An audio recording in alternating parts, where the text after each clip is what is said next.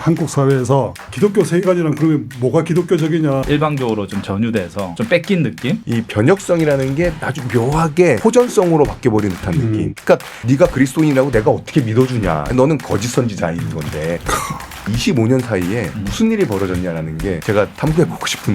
이 귀한 말씀을 참 많은 사람이 들으면 좋겠는데. 여러분 안녕하세요. 말대답 진행을 맡은 김지방 기자입니다. 오늘 주제는 기독교 세계관인데요. 평신도들은 뭐 크게 또 이게 좀 낯선 익숙하지 않은 그런 개념일 수도 있는데 이게 또 좀 나름대로 흥미롭고 또 이슈가 되는 주제여서 오늘 한번 같이 얘기해 보려고 자리를 만들었습니다.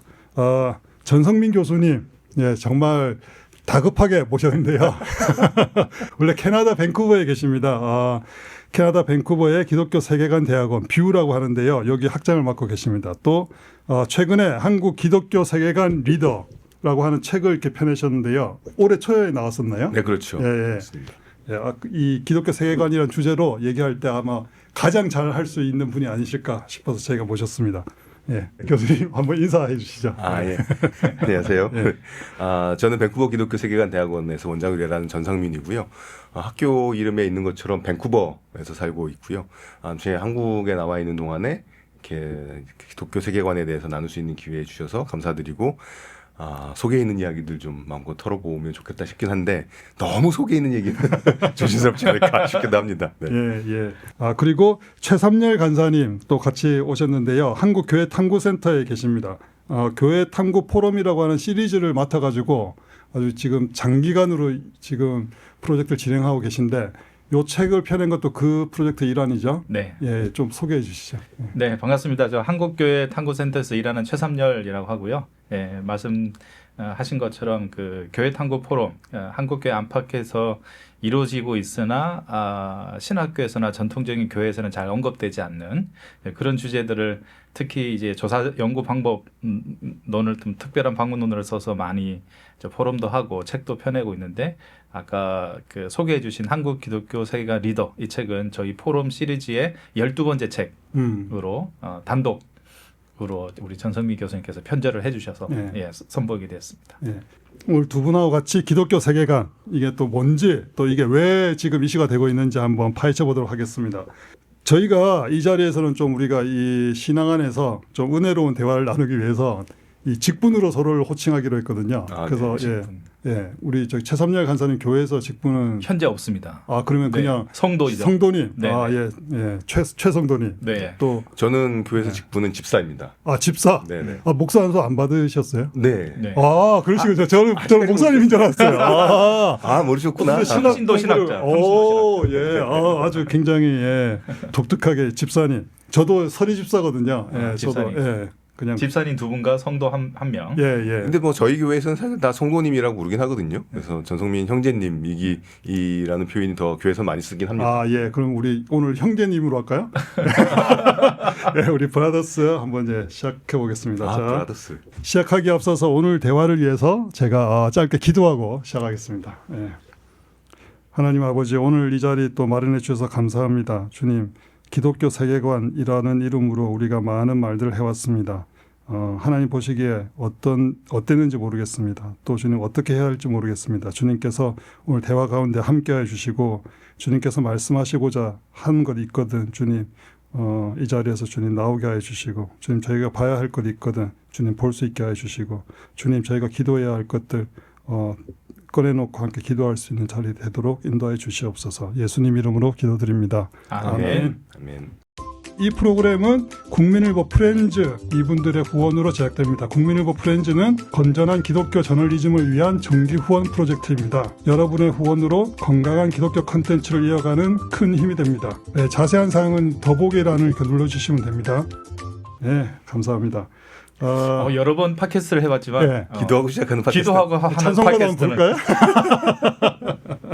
예, 첫 질문부터 좀 아픈 걸로 한번 시작해 보겠습니다. 요즘 한국 사회에서 이 기독교 세계관 하면은 사실은 뷰의 세계관보다는 좀 뭐 광화문에서 큰 소리로 이렇게 얘기되는 기독교 세계관이라고 하는 그 개념이 더 많이 통용되는 것 같은데요. 좀 반공, 반동성애, 또 반친미 뭐 이렇게 굉장히 정치적이고 약간 이 좀 센 이런 이제 개념으로 얘기가 되고 있습니다. 근데 두 분 다 기독교 세계관 쪽에서 아주 오랫동안 그 영역에서 활동하시고 또 중요한 역할을 해오신 입장에서 이런 현실이 좀 억울하다 아니면 뭐 좀 이 중요한 용어 우리가 빼앗겼다 이런 느낌 혹시 없으세요? 강사님 먼저, 형제님 먼저 해주시죠. 최영정님께서. 아니 왜 어려운 곤란한 질문을 왜 저에게? 저도 할 테니까. 저는 하여튼 그 말씀해 주신 것처럼 그 두 가지 양가 감정이 다 드는 것 같아요. 한 가지는 원래 그렇지 않았던 용어나 개념이 또 운동이 또 한쪽에 의해서 일방적으로 좀 전유돼서 좀 뺏긴 느낌. 또 한쪽 감정은 뭐냐면 일종의 민주주의 같은 말인 거죠. 오늘날 민주주의를 전 세계에서 다 쓰고 있지만 그중에 쓰고 있는 나라들의 절반은 권위주의 정권 아닙니까? 오늘날 우리 사회에서도 여와 야가 있고 뭐 보수와 진보 여러 정치 세력들이 있지만 그 어떤 단체들도 민주주의 자체를 거부하지는 않잖아요. 그 개념에 반대한다 그러지는 않습니다. 똑같은 말과 개념을 쓰지만 그러나 전혀 정반대의 길이 나올 수 있는 것처럼 약간 오늘날 기독교 세계관이라는 것은 그것을 누구도 거부할 수는 없고 기독교 세계관을 따르지 않는다라고 말은 하지 않지만 실제 나타나는 양상은 전혀 정반대의 어떤 행동이나 어떤 그런 방향이 나온다는 측면에서는 좀 민주주의 같은 말처럼 된 건 아닌가 그런 생각도 한편으로는 좀 드는 것 같습니다. 누구나 좀 갖다 쓸 수 있는 말처럼 된 것 같다. 네. 는 우리 최 형제님 말씀이었고 우리 전 형제님께서는 네.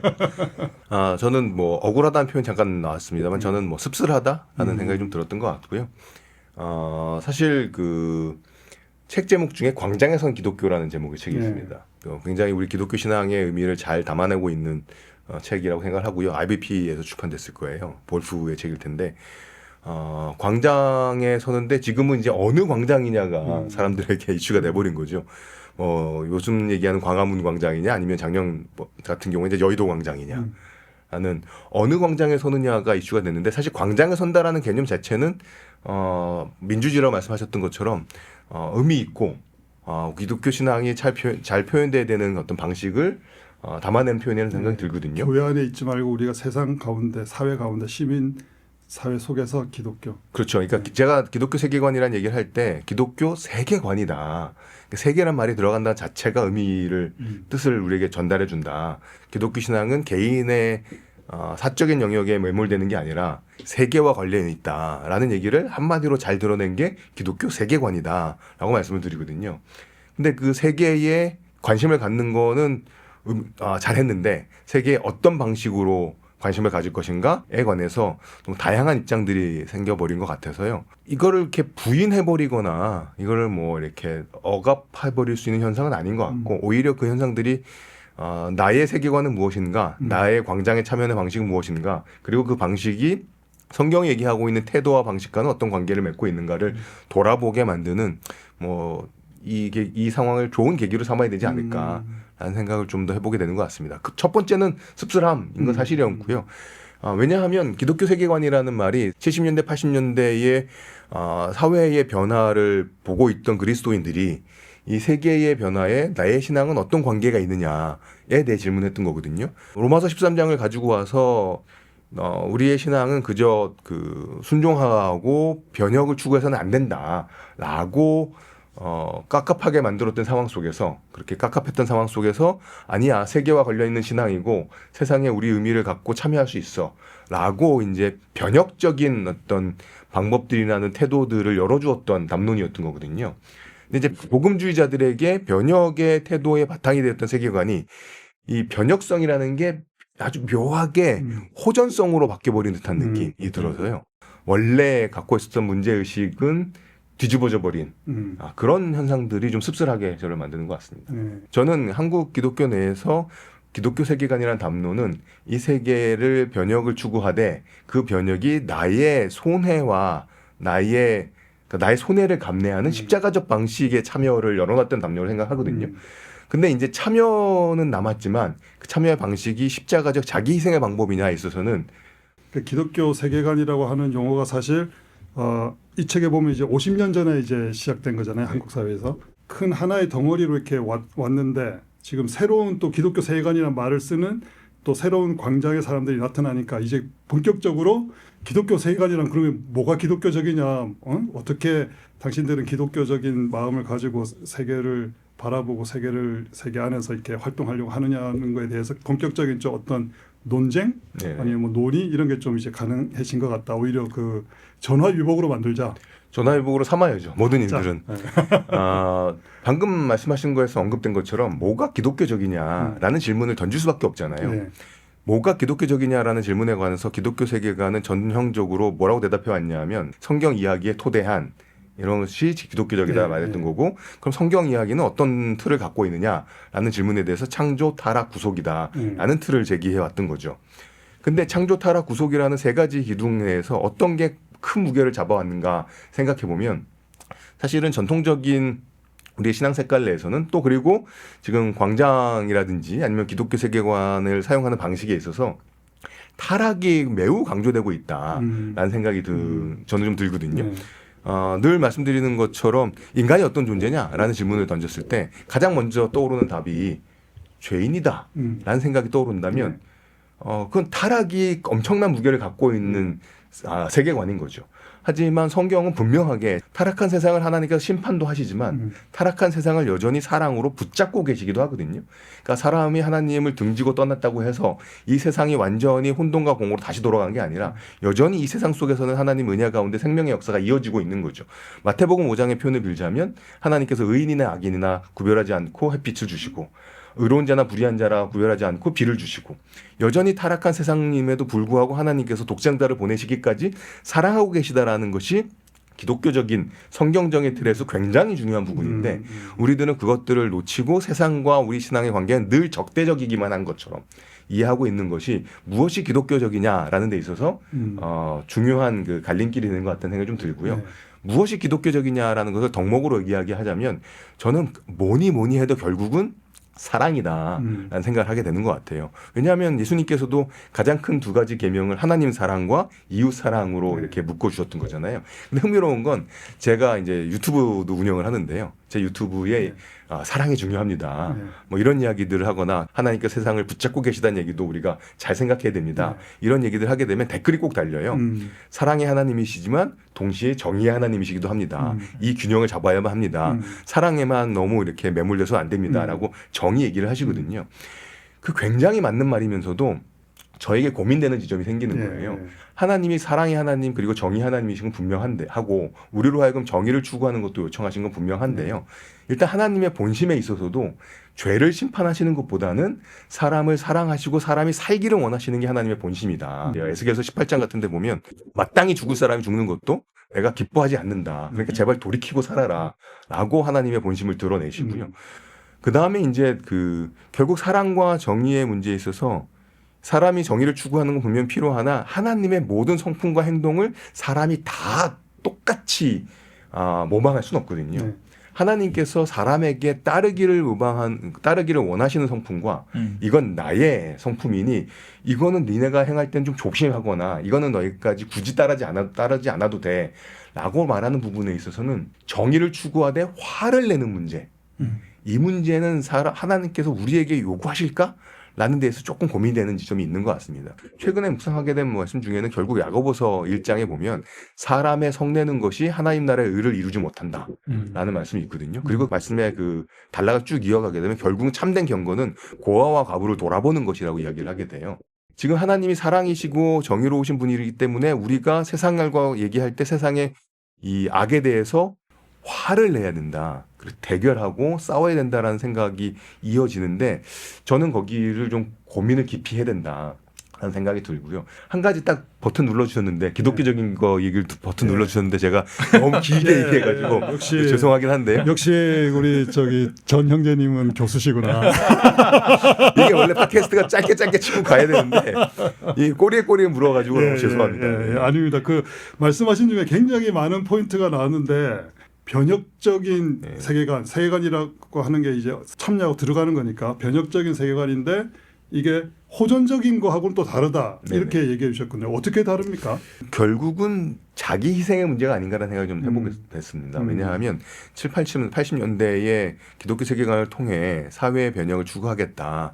사회의 모습을 하나님께서 원하시는 방식으로 바꾸겠다라고 했을 때 결국은 자기 희생이 감내돼야 되는 그런 삶을 살고자 했을 때 여러 가지로 나에게 손해가 생길 수 있는 그런 것들을 각오하고 시작했던 일들은 아닐까라는 생각이 들었는데 지금은 어떤 광장에서의 목소리가 나의 것을 지키기 위한 목소리가 돼버린 것은 아닌가라는 생각이 좀 들었고요.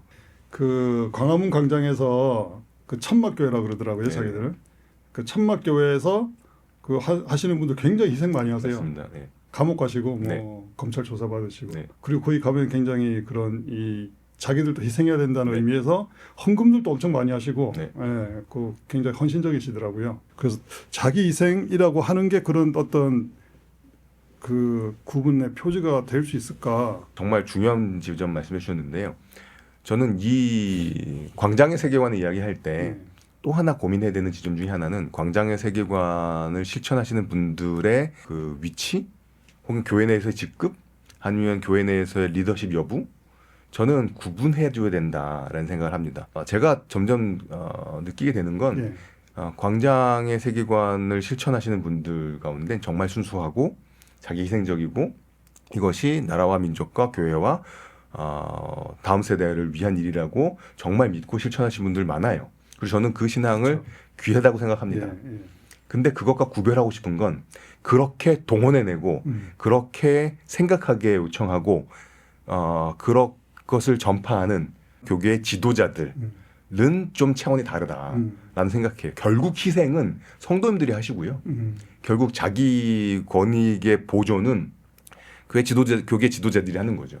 그래서 자기 희생의 세계관을 얘기했을 때 성도님들이 희생하시는 거 저는 그분들에게 있어서는 의미 있는 실천일 수도 있고 우리가 그거를 존중해줘야 되는 생각을 합니다. 예. 근데 그렇지만 그 층위는 저희 구별해줘야 된다. 예. 근데 그런 건 있는 것 같아요. 저기 지금 우리 전 형제님도 굉장히 말씀해 주셨는데 그러니까 한국 교회 성도님들이 참 그 신앙이 굉장히 뜨겁고 네. 또 굉장히 활동적이잖아요. 네네. 근데 이것들을 어느 방향으로 그 에너지가 향하게 하느냐. 네네. 여기서는 사실은 그 말씀하신 대로 교회의 리더십이 굉장히 중요한 건데 그런 점에서 기독교가 해야 될 일이 지금 우리가 에너지를 쏟아야 될 일이 무엇이냐라고 하는 답을 찾기 위해서 이 기독교 세계관이라고 하는 게 이제 진짜로 이제 필요해지는 거죠. 그렇죠. 예.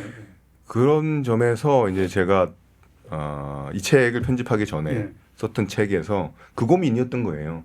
그러니까 창조타락 구속이라는 주제를 가지고 우리가 기독교적 방향을 작성해 왔었는데 지금 뭐 변화하고 여러 가지 이런 상황 속에서 좀 더 구체적으로 우리가 어떤 자리에 서 있고 어떤 방향으로 우리의 에너지와 우리의 헌신들을 향해야 될까 좀 더 구체적인 지향들이나 제안들이 있으면 좋겠다라고 이제 제가 고민해서 나름대로 제안하게 된 게 이제 5가지 키워드가 되거든요.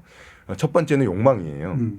기독교 세계관은 전통적으로 지성의 제자도라고 불려왔거든요. 그러니까 공부하는 거다라는 생각을 많이 가졌던 거죠. 그런데 그 공부를 하고 지성을 논의하는 그리고 기독교 세계관을 추구하는 근원적인 이유는 뭐냐 하면 그래서 우리가 변화되고 싶다는 거거든요. 우리가. 네. 그리고 우리가 변화돼서 세상을 바꾸고 싶다라는 거죠.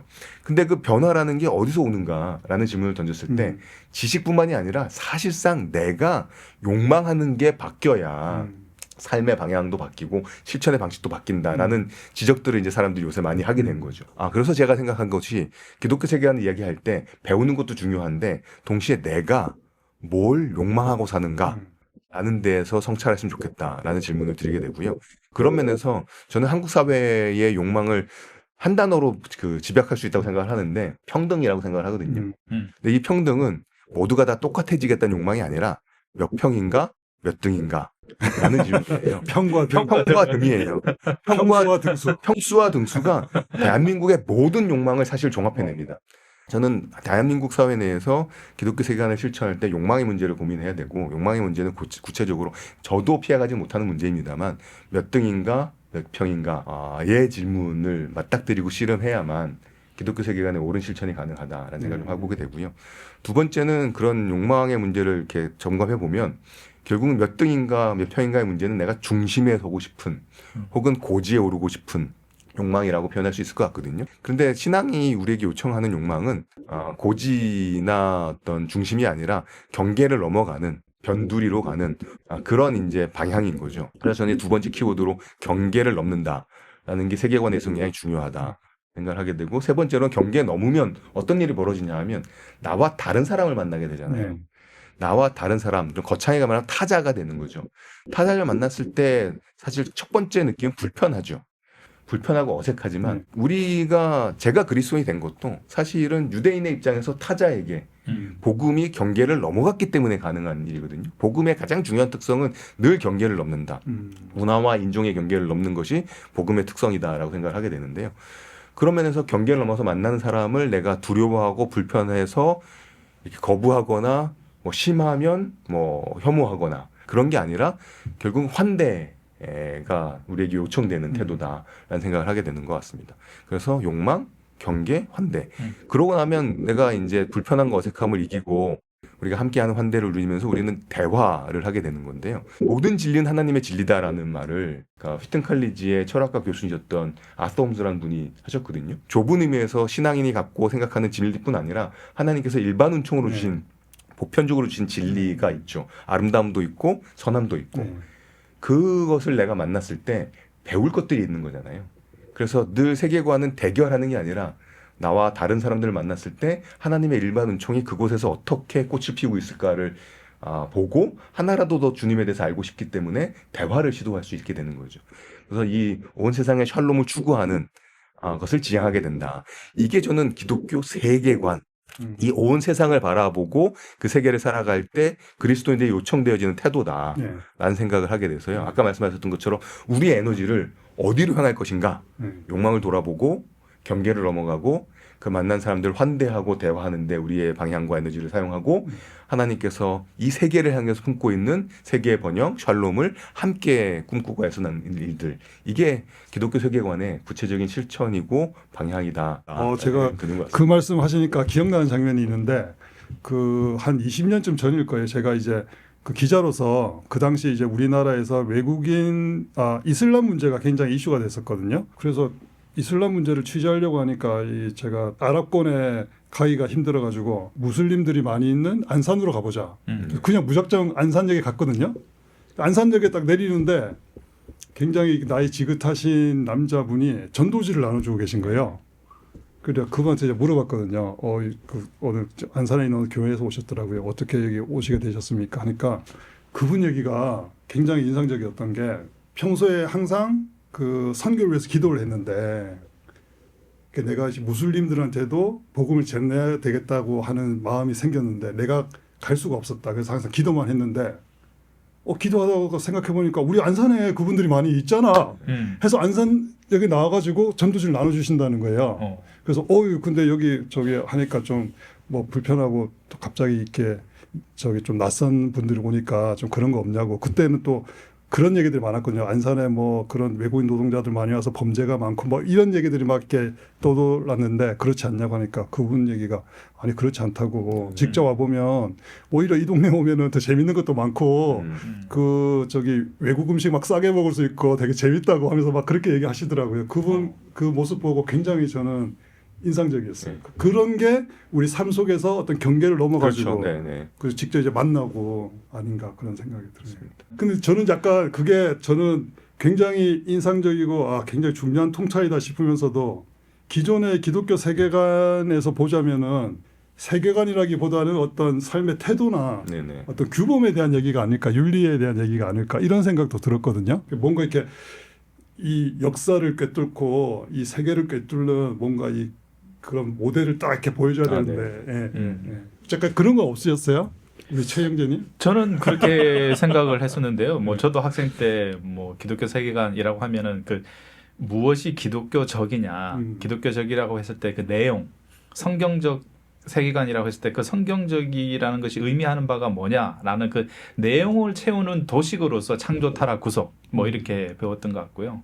그 이후에 그래서 이제 뭐 창타고 이러면서 창조, 타락, 구속을 많이 했는데 그래서 so what인 거죠. 그것이 성경적이라면 이제 그것이 기독교적이라면 그러면 그것을 가지고 우리는 어떻게 살아야 되는데라고 했을 때 그 어떤 삶에 대한 어떤 지향점이랄까요? 저는 이제 전 교수님, 전 형제님께서 제시해 주신 그런 욕망, 경계, 환대, 샬롬, 이런 대화와 샬롬 이런 것들이 그런 세계관을 가진 사람들이 지향해야 될 바를 과거에는 없었다면 현재 우리 시점에 맞는 방식으로 좀 제시해 준 게 아닌가 싶어서 그것이 뭐 앞에 창조, 타락, 구속을 대체했다기보다는 그 창조, 타락, 구속으로만 거쳤던 내용을 그 다음 단계로 좀 같이 보완해서 지향점으로서 제시해 준 게 아닌가 싶어서 저는 굉장히 의미 있게 그 받아들였던 것 연장선에서 같습니다. 쭉 해서 이렇게 나온 네, 거다. 그렇죠. 네. 그 연장선을 뭐 제가 길게 말해도 되면 지금 다른 데로 묶어볼 수 있을 것 같긴 한데 결국은 창조, 타락, 구속에서 시작을 해볼게요. 창조, 타락, 구속이라는 말을 이제 그냥 구호처럼 반복하는 게 아니라 그것이 함의하는 그것이 의미하는 바들 기독교인의 삶에 그것도 하나하나 풀어보게 되면 저는 이제 아까 말씀드렸던 욕망, 경계, 환대, 대화, 샬롬까지 나갈 수 있다고 생각을 하는데요. 그 생각을 해보면 저는 이제 창조 그 5가지 전에 그 기독교 세계관을 또 어떻게 표현해 볼까 생각했을 때 기독교 세계관은 창조의 복음, 일상의 복음, 공공의 복음이다라고도 표현해 볼 수 있겠다 싶었는데요. 왜 그러냐면 창조라는 건 결국은 창조가 그러니까 저희가 기독교 세계관을 얘기하면 기독교 세계관의 창조란 주제를 열심히 우리가 성찰하고 실천해 보자. 그러면 이제 어떻게 이게 튀냐 하면 창조냐 진화냐로 튀는 거거든요. 내가 창조를 믿기 때문에 내가 지켜야 되는 가치는 진화는 아니야가 창조를 믿는 기독교적 세계관적 실천이 되는 거죠. 실제로 기독교 세계관을 많이 논의하시는 분 중에 창조가 아주 중요한 부분, 창조과학을 많이 중요한 부분 차지하고 또 세계관의 논의를 하시는 분 가운데서 결국은 이 진화론을 반대하는 이야기들이 그분의 주된 내용이 되는 경우도 꽤 있거든요. 근데 창조는 오히려 더 역설적이에요. 창조는 모든 걸 하나님께서 만드셨고 모든 이 세상에 보이는 것과 보이지 않는 것과 또 지금 것과 계속되어진 창조 가운데 하나님의 선한 손길이 깃들었다는 얘기를 하는 거거든요. 일반 은총의 얘기로 나갈 수밖에 없는 거죠. 그 창조를 잘 생각해 보게 되면 결국은 주일과 그 다음에 예배당이라는 시공간뿐만이 아니라 월요일부터 토요일까지의 나의 일상 또한 결국 하나님의 선한 창조의 손길이 닿은 곳이 되잖아요. 그 창조의 복음은 일상의 복음으로 나갈 수밖에 없고요. 일상의 복음이라는 얘기는 내 삶의 어떤 구속도 하나님의 통치로부터 벗어나는 게 없다라는 게 되죠. 복음이란 건 하나님의 통치를 선언하는 거니까요. 그리고 그 일상은 나를 사적인 곳에 매몰하게 만들지만 일상과 일상이 함께 만나는 공공의 장소 또한 하나님의 창조에서부터 하나님의 통치가 흘러나갈 수밖에 없는 영역이 되는 거죠. 그게 이제 창조에 관한 묵상이잖아요. 타락을 생각해 보게 되면 타락은 저는 둘 정도로 생각을 해야 되는 거 하는데요. 팀 켈러 목사님이 딱 이런 얘기를 하시거든요. 우리가 타락했다라는 것은 내가 완벽하지 않다는 것을 인정하는 것이고 그러니까 타락과 죄라는 고백은 어떻게 보면 그리스도인에게 적용해야 된다는 거예요. 하지만 그거에 약간 다른 측면으로 모든 사람이 하나님의 형상으로 지음받았고 하나님께서 일반 은총을 베푸신다라는 것은 그리스도인이 아닌 분들이라도 하더라도 다 망가지지 않았다는 것. 그들의 세계관이 완전히 100% 악하기만 하지는 않다라는 것을 인정해 줘야 된다. 이게 팀 켈러 목사님이 센터처치에서 하는 얘기거든요. 나 자신한테는 엄격하게 적용하고 어떻게 보면 그렇죠. 예. 그리고 다른 사람들에게 있어서는 하나님의 은혜로움과 넉넉함을 적용해야 되는 거죠. 아까 마태복음 5장 40절 근방 말씀드렸던 것처럼 43절이 저는 굉장히 중요하다는 생각을 하게 되는 것 같아요. 의로운 사람이나 불의한 사람에게 하나님께서 해와 비를 동일하게 주신다는 거죠. 그러니까 세계관 이야기할 때 보편 은총, 일반 은총에 관한 고민이 훨씬 더 깊어야 된다. 그 다음에 결국은 그 기독교 세계관이라는 창조 타락 구속이잖아요. 구속이라는 것은 십자가의 사건을 통해서 이루어지고 창조의 회복인데 구속이 벌어진 장소가 어딘가요? 십자가잖아요. 십자가가 어떤 사건이냐 하면 저는 예수님이 경계를 넘으신 사건이라고 생각을 하거든요. 예수님이 죽음의 경계를 넘으셨죠. 예수님께서 경계를 넘으셨기 때문에 구속이 벌어진 거거든요. 그럼 예수를 쫓아가는 우리가 그분의 제자라면 우리 또한 경계를 넘는 삶으로 부름을 받은 것이죠. 그리고 아까 말씀드렸던 것처럼 창조 타락 구속 복음의 역사는 결국 경계를 넘은 유대인들 입장에서 보았을 때 타자에게 복음이 번역되었기 때문에 가능한 거죠. 그게 우리에게 여전히 요청되어지는 것이고, 그 다음에 예수님이 결국 요청한 것은 식탁의 환대인 거잖아요. 식탁으로의 초청이었죠. 부활하시고 나서 와서 조반을 먹으라. 그게 결국 환대까지 이어지는 것이고, 결국은 하나님께서 세상을 만드시고 생육하고 번성할 땅에 충만하라. 그 사람들에게 주어진 그 소명이 발현되어지는 것, 이 세상의 샬롬이고 온전함을 향해 나가는 거죠. 그래서 저는 창조 타락 구속의 구체적인 함의들을 우리가 그 단어만 되뇌이지 않고 그게 진짜로 나에게 어떤 실천들을 요청하는가를 고민할 때 5가지 개념은 충분히 나온다는 생각이 좀 들고요. 아까 말씀하셨던 것처럼 기독교 세계관 그러면 뭔가 세상을 바라보는 엄청 그 멋진 하나의 웅장한 틀들을 제공해 줘야 될 것 같은 기대가 생기잖아요.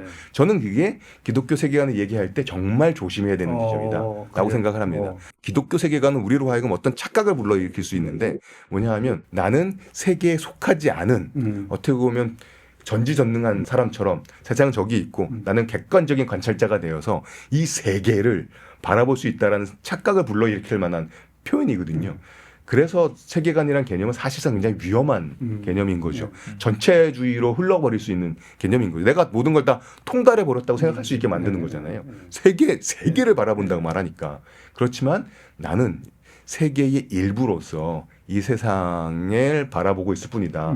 게다가 이건 기독교 세계관이기 때문에 내가 생각하는 것, 내가 바라보는 게 정답일 수밖에 없어. 그러면 이제 아무런 대화가 완전히 불가능해지는 거잖아요. 나는 이미 100% 대답을 다 갖고 있는 거고 그 대답이 흠집이 나거나 흔들리는 순간 기독교 신앙이 아닌 게 되는 거고 저는 그건 세계관을 논하는 가장 비극적인 방식이라고 생각합니다. 근데 세계관 하면은 뭔가 이 세계를 바라보는 관점에 대해서 답을 준다 이렇게 네, 그렇게 기대를 불러일으켜 왔고 그렇죠. 그런 식으로 제시를 해왔으나 그게 어쩌면 지금 이런 막다른 골목 혹은 대결을 만들어낸 어떤 불행한 씨앗이었다라고 생각하는 게 낫지 않을까 싶습니다. 저는. 근데 그 IVF가 이렇게 그 기독 지성운동, 기독교 세계관 그렇게 하면서 이제 뭔가 통달하는 것을 뭔가 줄 것처럼 해서 이렇게 신입생들 꼬시고 그러잖아요. 꼬심을 당하셨던 거죠. 저희 선배들이 그렇게 꼬셨는지는 잘 모르겠으나 어쨌든 그 유래라고 할까요, 역사라고 할까요, 처음에 동기는 그랬던 것 같아요. 그 기독 지성 운동이라는 말을 붙였던 것도 그렇고 기독교 세계관이라고 했을 때 저희들이 혹했던 것도 그렇고. 뭐 저는 그런 세대까지는 아닙니다만 저희 선배 세대들은 왠지 모르게 위축되는 감이 있었나 봐요. 사회는 발전하고 세상은 정치나 경제나 권력 잡은 사람들이 좌우하는 것 같은데 기독교인들은 왠지 교회 내에서는 은혜롭게 예배를 드리지만 세상으로 나가거나 현장으로 나갔을 때는 왠지 나의 신앙과 나의 믿음이 저들에 비해서 너무 작거나 왜소하거나 그런 느낌을 받았을 때 내 신앙이 내가 가지고 있는 이 복음이라는 것이 과연 영향력이 있나 이렇게 생각했던 사람들에게 이렇게 기독 지성 운동이라는 것은 나름의 그런 역할이나 공부를 좀 한 사람들한테는 나름의 소명이 있다. 기독교 세계관이라고 했을 때 우리가 신앙이라는 것이 그렇게 교회나 소위 말해서 종교적인 영역으로만 축소되는 것이 아니라 충분히 거기서도 우리가 부르심 받아서 해야 될 역할이나 소명이 있다라는 식으로 저희들에게 전달됐을 때는 저도 이제 그 어렸을 때 이제 학생 때 대학 1, 2학년 때 그런 식의 전달을 받았을 때는 상당히 감동과 은혜를 받았던 기억이 납니다. 지금 얘기하셔도 굉장히 은혜로운데. 저는 또 전영재님의 얘기 중에서 이 마음에 와닿은 게 이렇게 오랫동안 이 또 기독교 세계관을 이렇게 파셨으니까 지금 갑자기 광장에 등장해가지고 기독교 세계관을 이야기하고 세상을 심판하겠다고 하는 그 광화문 천막교회 분들에 대해서 저는 굉장히 단죄하고 굉장히 좀 이렇게 뭔가 선을 쫙 긋고 이렇게 하실 거라고 생각을 했는데 그게 아니고 그분들과도 대화를 해야 된다. 라고 하셨잖아요. 네네. 그러니까 대화가 가능하다고 생각해요. 그분들을 뭐 단죄라는 표현을 쓰셨으니까 그분들은 단죄하지 않습니다. 하지만 단죄하지 않습니다. 네, 근데 그 윗부분들은 그러고 싶어요. 윗분들하고 대화하셔야 될 거 아니에요. 한숨이 나왔습니다. 근데 이제 대화는 서로가 마음이 열려야 되잖아요. 그렇죠. 예, 대화를 구걸할 수는 없잖아요. 근데 이제 구걸이라는 표현이 좀 너무 세긴 했습니다만, 그러니까 그 누가 대화를 먼저 단절하느냐.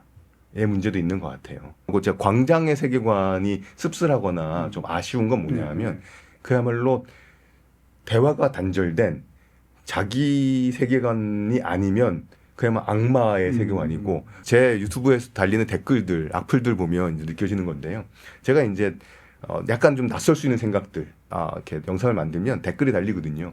댓글 달면 악플들이 있겠죠. 그럼 저는 저나 아니면 다른 얘기들 하는 분들을 이제 변호하는 입장에서 그래도 똑같이 그리스도 안에서 한 형제 자매들인데 결국은 우리가 하나님의 한 권속 가족인데 그러니까 그 신뢰, 저 사람도 예수님 믿고 나도 예수님 믿는다라는 상호 믿음 가운데서 얘기를 풀어야 되지 않겠냐라고 이렇게 하면 그 다음에 돌아온 답변이 정말 와 이렇게 생각하실 수 있구나였는데 뭐냐 하면 이단보다 더 나쁜 것 거짓 선지자입니다. 그러니까 차라리 틀린 얘기를 하는 사람도 이단과 구별되지만 그리스도의 형제라고 가면을 쓰고 와서 나쁜 얘기를 하는 거짓 선지자들이 훨씬 나쁜 거다. 그러니까 네가 그리스도인이라고 내가 어떻게 믿어주냐라는 거잖아요. 너는 거짓 선지자인 건데 그런 입장이 제가 창조과학에 관해서도 여러 가지 이제 고민 지점들을 갖게 되고 이렇게 얘기를 나누는데요.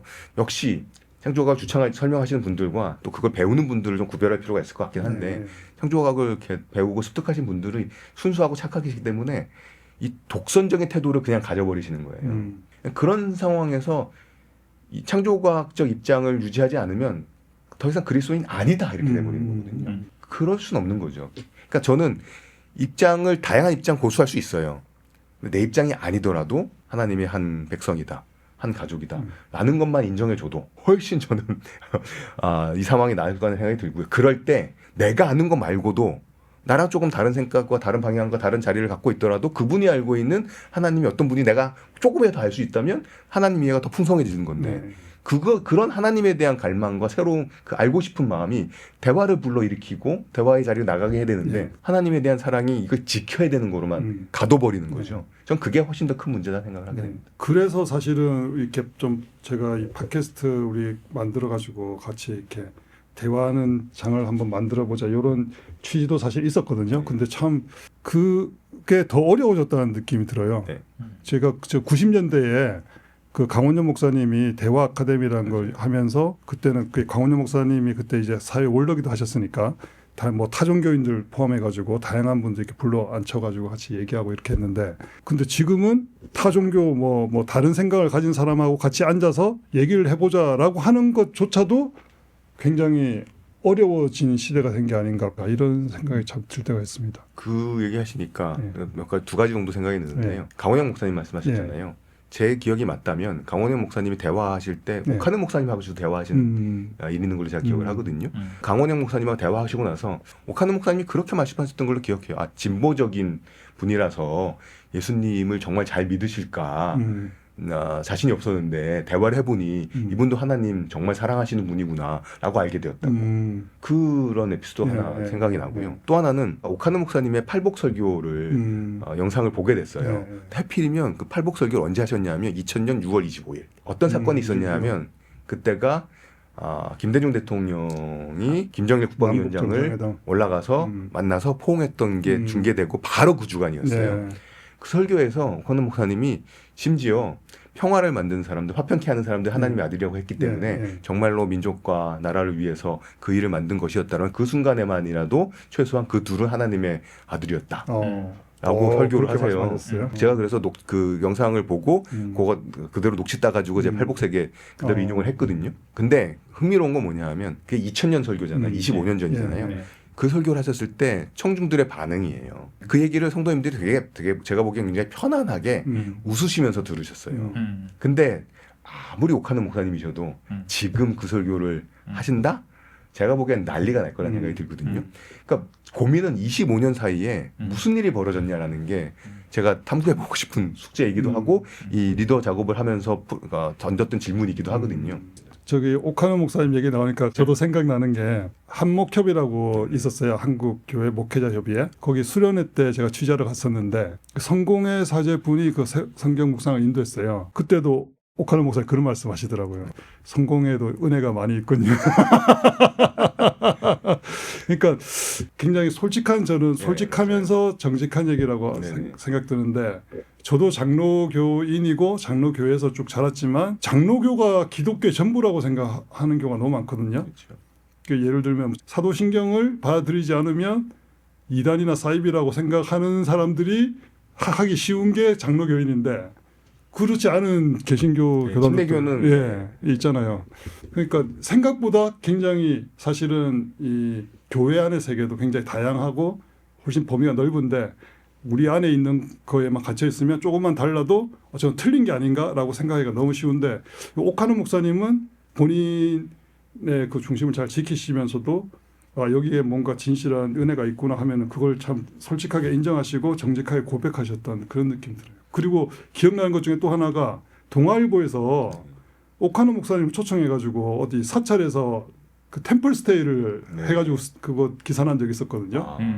전 모르세요? 모르겠네. 야, 템플 스테이까지 하셨구나. 네, 근데 그 사진이 이따만 대문짝만하게 났어요. 이렇게 옥하는 목사님이 그 절에 앉아가지고 문 딱 열고 이렇게 밖에 보시는 게, 그 나는 굉장히 과감하시다라는 생각이 들면서도 그 사랑의 교회 장로님들이 뭐라고 안 하셨을까 약간 그때 그런 걱정이 들기도 하고 막 그렇더라고요. 아까 이제 그 세계관이라는 이름으로 네. 이렇게 굉장히 좁아지는 기독교 신앙을 만드는 건 정말 역설인 거거든요. 모든 진리는 하나님의 진리다. 네. 저는 이제 기독교 세계관 얘기할 때 기독교 세계관에 세 가지 모토가 있다. 이렇게 이제 설명을 드릴 때가 있거든요. 그 중에 하나가 모든 진리는 하나님의 진리예요. 모든 진리는 하나님의 네, 진리다. 휘튼 칼리지 교수님 이런 얘기를 하는 거거든요. 우리가 기독교 세계관적으로 생각한다면 좁은 의미에서 기독교 신앙 바깥에 있는 진리를 보고 놀래거나 그거에 맞추기 위해서 기독교 신앙을 바꿀 필요가 없다. 물론 그거는 굳이 영어로 얘기하면 소문자 T를 써야 되겠죠. 그러니까 대문자 T를 쓰는 진리는 기독교 안에 예수님만 대문자 T를 쓸 수 있으니까.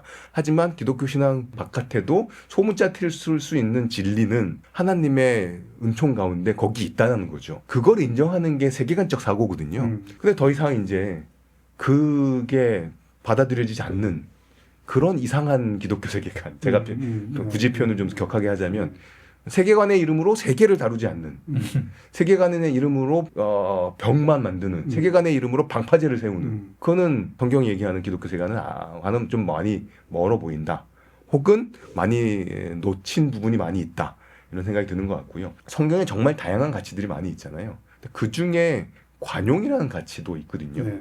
근데 관용이라는 가치를 말하는 순간 이건 타협이라고 생각을 하게 만드는 풍조가 돼버렸는데 얼마나 성경이 관용하고 있는가, 관용이 얼마나 성경적 가치인가에 대해서도 묵상하고 생각하는 게 세계관을 이해하는 데 굉장히 중요하다는 생각이 듭니다.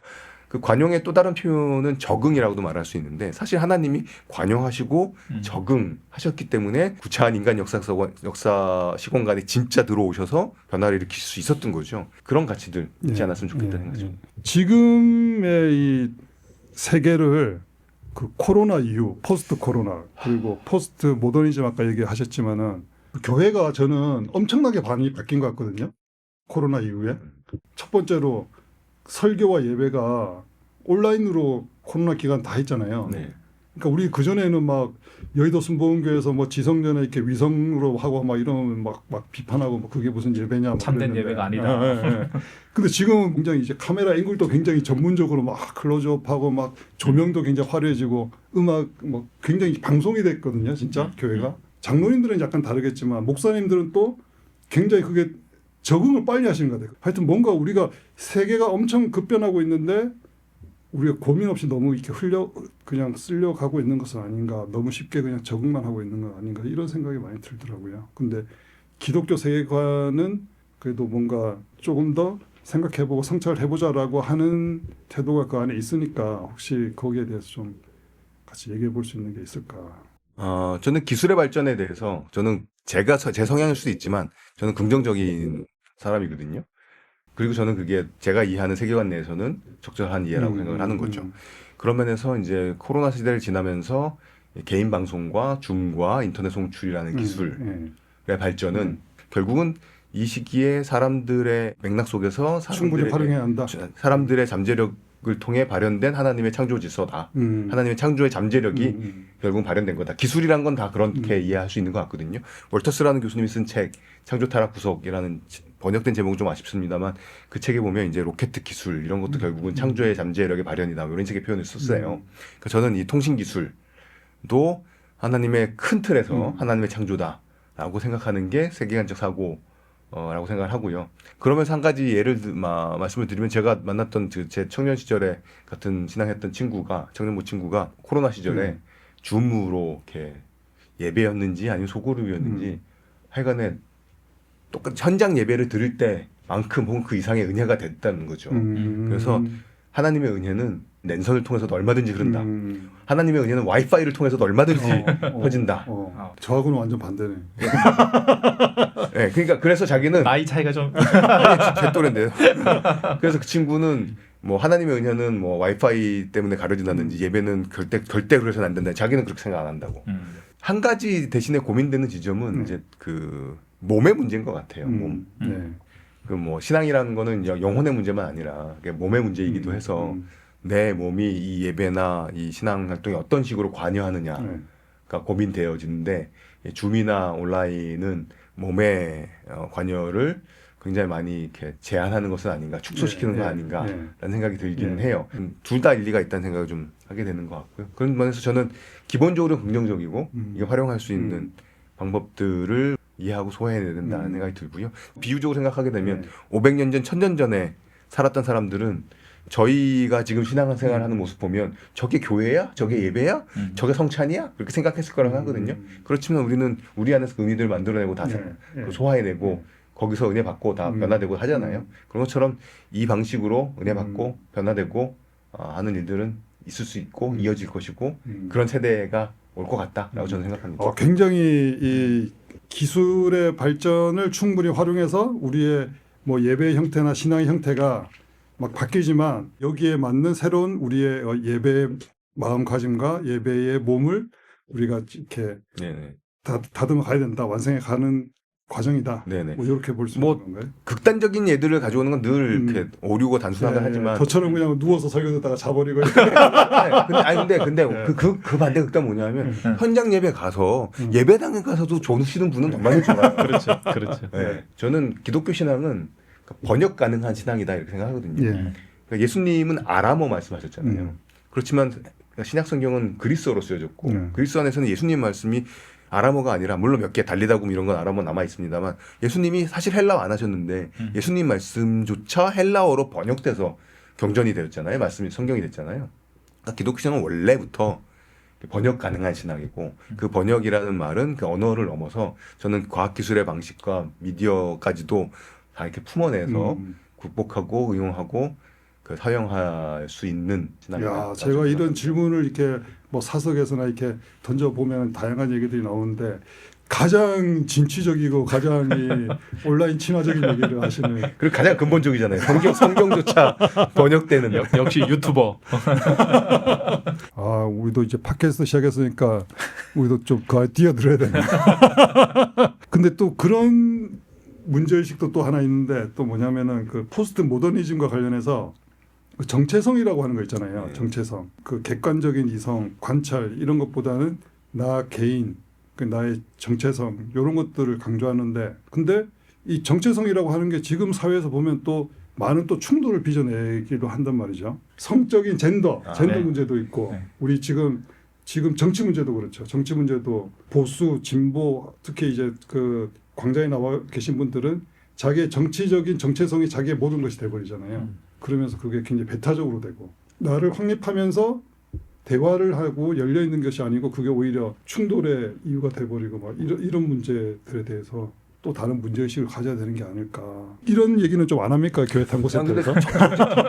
저는 그런 생각이 좀 들더라고요. 이제 평신도로서 이렇게 여러 가지 이런저런 일을 하다 보면 저희 주변에 있는 저희 동료 평신도들 중에 그리고 한국교회의 어떤 문화랄까 그 중에 일부는 어떤 것이냐면 일종의 신학 환원주의 같은 것들이 저는 좀 있다고 생각합니다. 모든 일에 대해서 또 이런저런 모든 현상에 대해서 신학적으로 어떤 정답을 얻어야만 정서적인 안정감을 누리는 그 어떤 정당성을 얻으려고 하는 어떤 경향 같은 것들이 있는데 모든 면에서 신학적 답을 얻어야만 안심이 되는 그런 상황은 좀 그거는 신학 환원주의에 가깝고 좀 과잉이다. 지금 그런 생각이 들고 어떤 경우는 건전한 상식이 하나님께서 주시는 상식과 교양으로 어떤 대화나 길을 찾아가는 것도 필요하다고 생각하거든요. 뭐 역사를 보면 천동설, 지동설 논쟁이 있었을 때 그 논쟁이 신학적으로 해결된 게 아니거든요.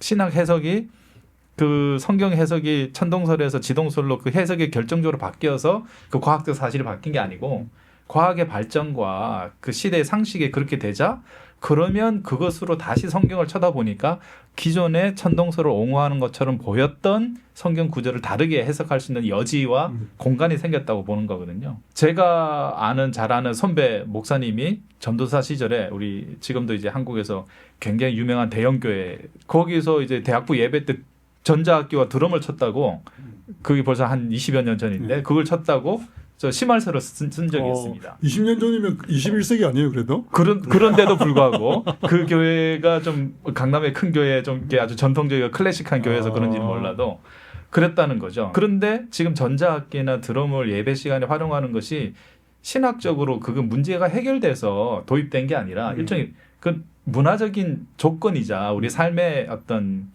큰 그것들이 이제 변한 거잖아요. 마찬가지로 뭐 이혼 문제, 뭐 이혼이야말로 성경에 명확하게 나와 있는 거지만 오늘날 교회에서 이혼에 대한 설교나 이혼한 사람들에 대한 어떤 징계나 뭐 이런 아무도 얘기하지 않죠. 권장하지도 않지만 그게 논란이 되지 않고, 그러니까 어떤 경우에는 신학의 반드시 해결해 주지 않아도 우리의 어떤 교양이나 문화가 발전되거나 문화가 변하면서 그것이 조건화되면 오늘날 우리가 이런저런 논의를 했던 것들이 좀 그만큼의 열기는 좀 사라지는 그런 것도 있지 않을까? 그러니까 모든 것을 다 어떤 신학적 의미만 추구하려고 하는 것도 좀 과잉이다. 저는 그런 생각을 좀 가지고 있습니다. 제가 막 이렇게 좀 약간 뭐 중구난방으로 질문했지만 질문에 대해서 바로 이렇게 답이 탁탁탁 이렇게 나오기를 기대하지 말고 같이 한번 이렇게 시대를 살아보자. 그렇죠. 어떤 것은 깔아앉을 테고. 왜냐하면 이제 우리는 예배와 관련해서만 뭐 줌, 인터넷 이런 게 하겠지만 사실은 그게 이제 기업의 회의 현장이거나 근무 환경, 재택 근무 환경이거나 저희 아이들처럼 이제 대학이나 중고등학교에서 교육 현장에서도 동일한 문제를 겪고 있잖아요.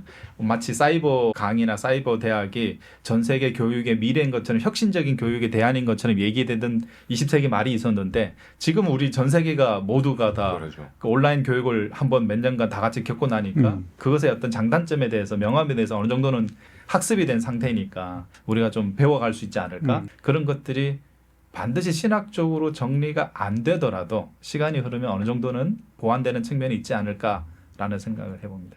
이 책의 부제가 기업과 모색이잖아요. 기업과 모색이라고 돼 있는데 지금까지 50년 동안 이어온 이 기독교 세계관 운동과 또 논의 요거 가운데서 우리가 끝까지 좀 더 붙잡고 기억해야 될 부분 그리고 좀 변화를 모색하면서 극복해야 된다거나 아니면 요거는 좀 지금은 달라져야 된다거나 요런 것들 좀 포인트를 좀 얘기할 수 있는 게 있을까요?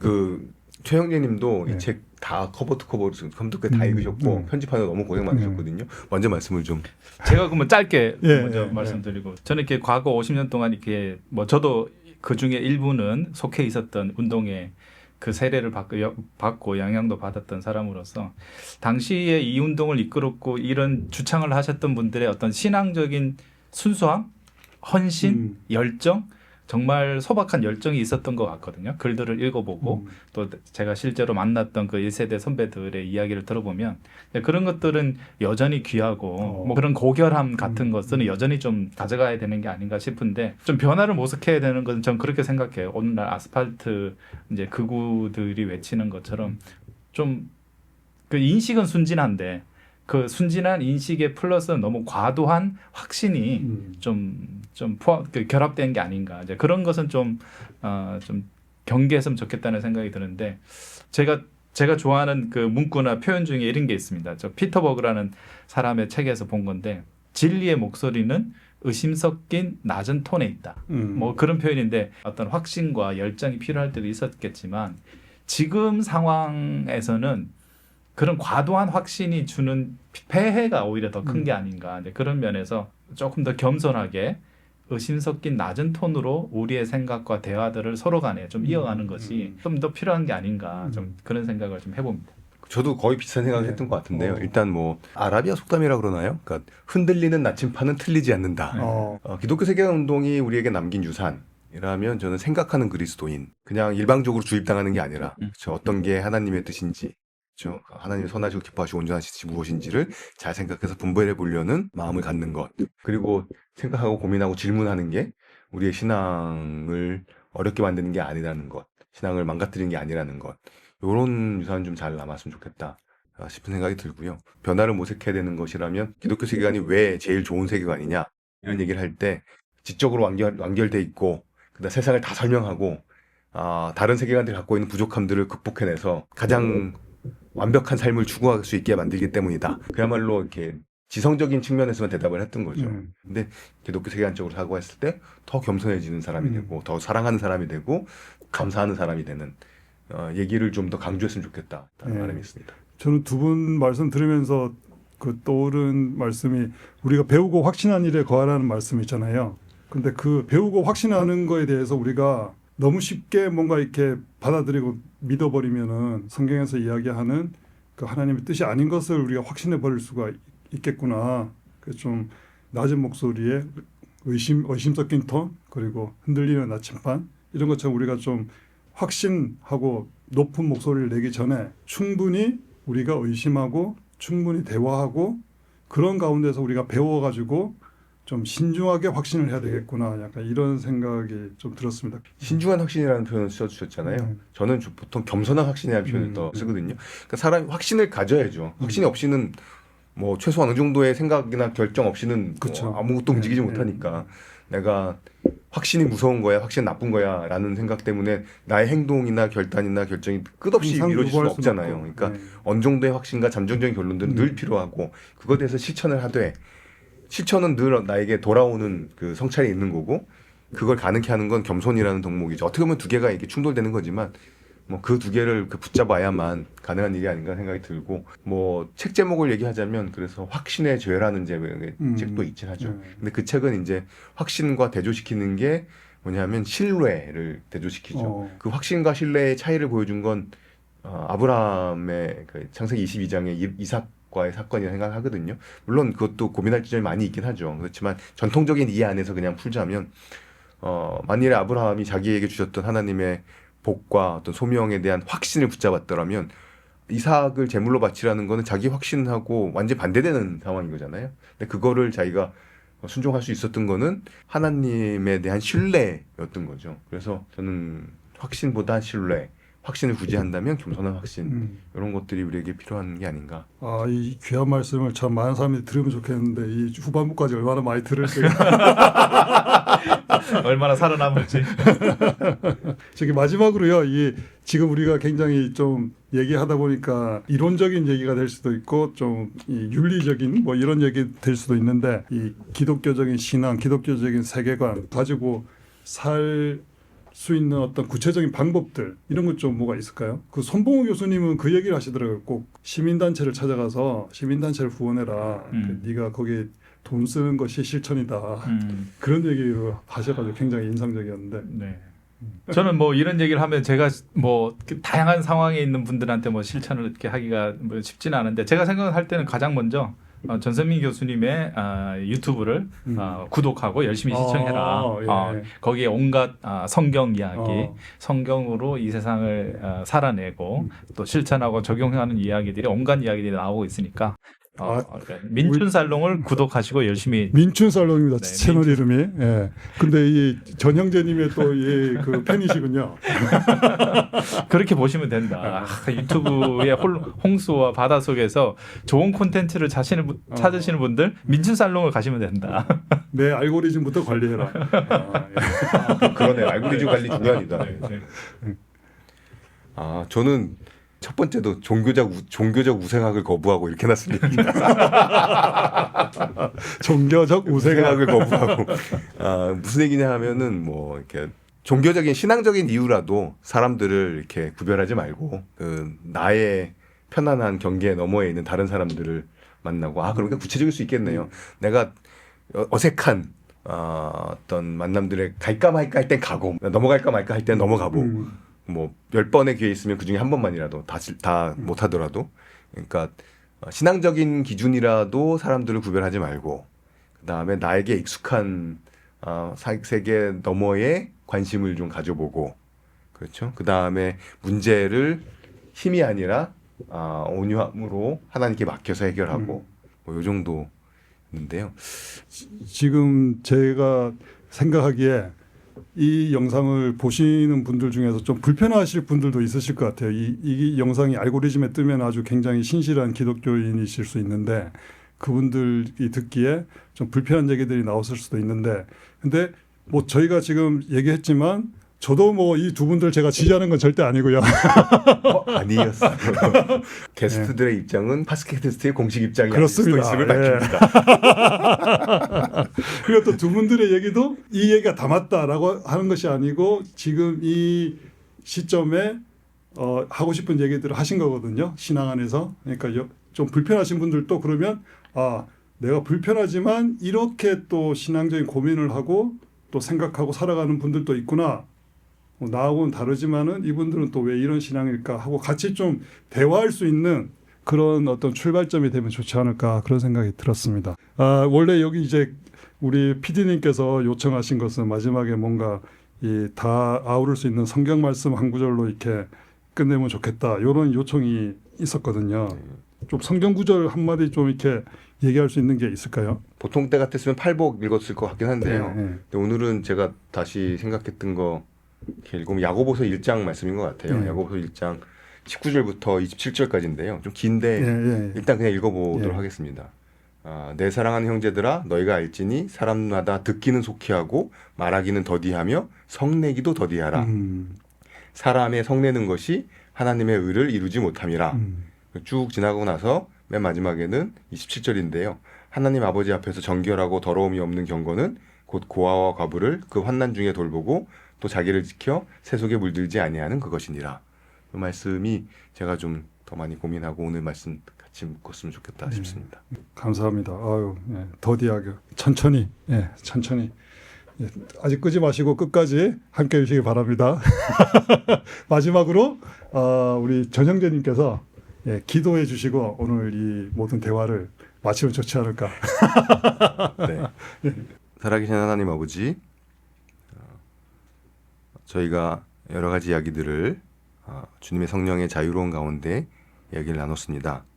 그런 하나님, 또 그 가운데는 또 우리들의 마음과 우리의 육들이 소리를 냈던 부분도 있었을 것 같습니다.